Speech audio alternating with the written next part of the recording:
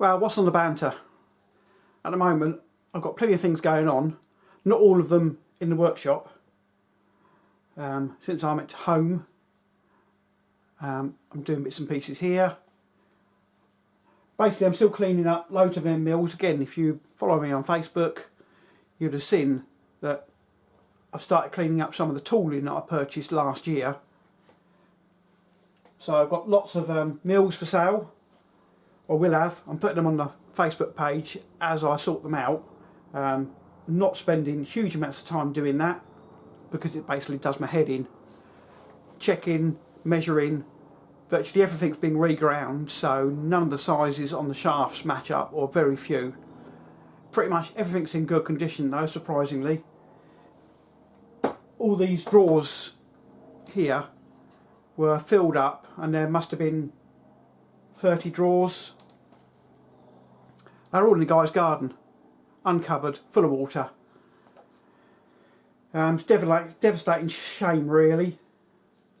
There's loads of thread cutters. Quite a few of them are beyond repair. Milling cutters, probably only lost 2% maybe. There's the odd one with a bit of pitting on the shanks or on the blade, but right on the actual cutting edge they still seem to be good. All of them are serviceable and regrindable.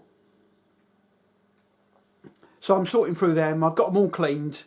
I've had them in Evapo-rust, and Evapo-rust, be careful, don't use it on anything that's got zinc coating on it, because it'll take the zinc coating right off. As I found out, because I've also cleaned up my Bernard KC chuck.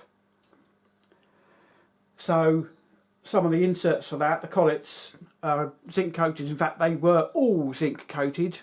One of them I've soaked in there, and there's no longer got a zinc coating on it at all. It's taken it right off.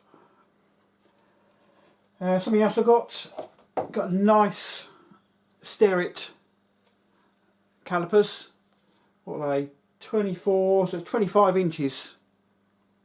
I probably will sell these. They are in excellent condition considering their age. I don't know what they are or how old they are. It's a number, where was it? It was in here, number 122. I'm probably going to sell that. It's quite nice.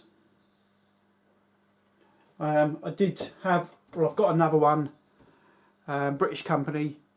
It's a bit more pitted and roughed up, but it's still usable. I'm happy to use it anyway. And that one's got metric on it as well as imperial, so that's probably the one I'm going to keep. Not quite as long, it's probably about 18 inches or so. But I've recorded it, I'll put it in a video.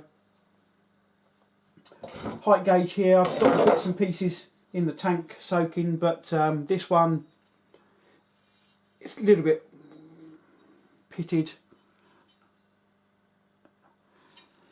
Unfortunately came out of the, it didn't come out of the garden of the guy that I bought this from, but he had a lean-to that was open-ended and everything in there had been getting damp. Ridiculous, but there we go. It'll become serviceable again. I haven't actually got a granite plate or an iron surface plate. I'd like one, but I haven't got one. Also machined up this block earlier on with the ER40 collet holder that I've just recently done a video on, and one of the 1-inch mills that I recovered. So I'm using this as I'm going to use this as a sanding block, some really fine 800 grit wet and dry, just to try and take that pitting out if I can without going through to the numbers. Don't want to wear them away, what's the point in that? If that comes up alright, that'll be a nice little height gauge. So I've got a set of depth mics in there. You can see how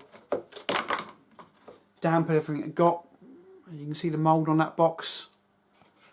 So, crying shame, crying shame. That was some inside mics, quite an unusual design. Can't remember what was in there now, but pretty much most of that's in the tank soaking. So there's bits and pieces coming. Pretty much I'm doing a bit of filming every day now. So I might be putting up frequent, really short videos. A bit like this one, it's meant to be a minute. Anyway, there's a little bit of an update. So subscribe, click that bell in my jig doodah, you know, the one that's supposed to let you know what's going on. And if you haven't subscribed, why not? Anyway, thanks for your time.